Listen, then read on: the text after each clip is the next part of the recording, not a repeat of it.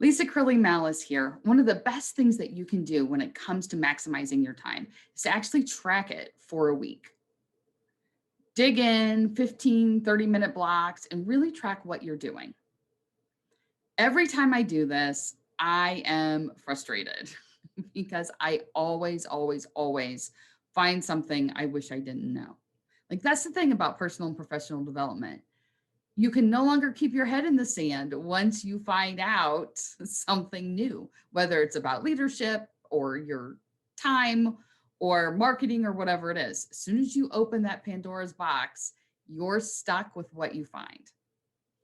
Now, I've never found anything that I couldn't come back from when it comes to my time, but it does make me realize that how I spend my time is a choice.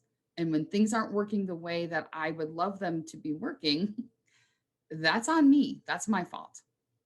Specifically, here's what I found when I tracked my time for the last week. One, Netflix. I was probably one of the few holdouts who didn't have Netflix until about 6 months ago, and I have been sucked down that rabbit hole very quickly.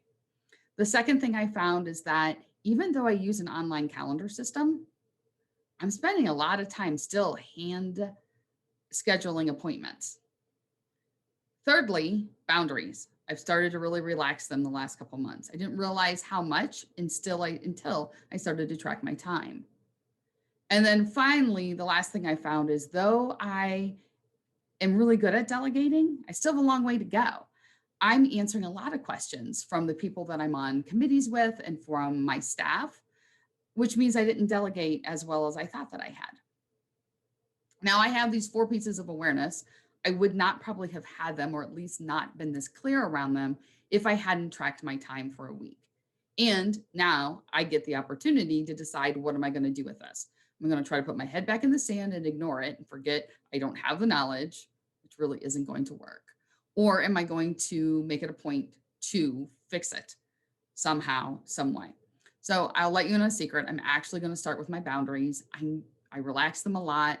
I'm spending a lot of time having meetings outside of the time that I would like to have them, and also having meetings that probably don't need to be a meeting, could probably be an email or something like that.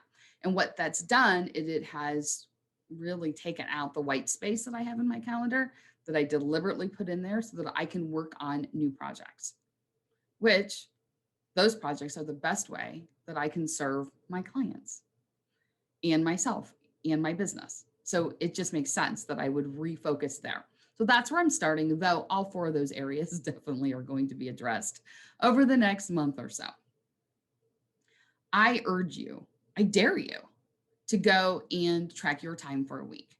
And if you find, like I do, that when you get to the end, there are things that you don't like and that you realize you're the problem when it comes to how you're spending your time, hit reply to this email, drop a comment below, do whatever you have to do, send me a carrier pigeon, but let's talk.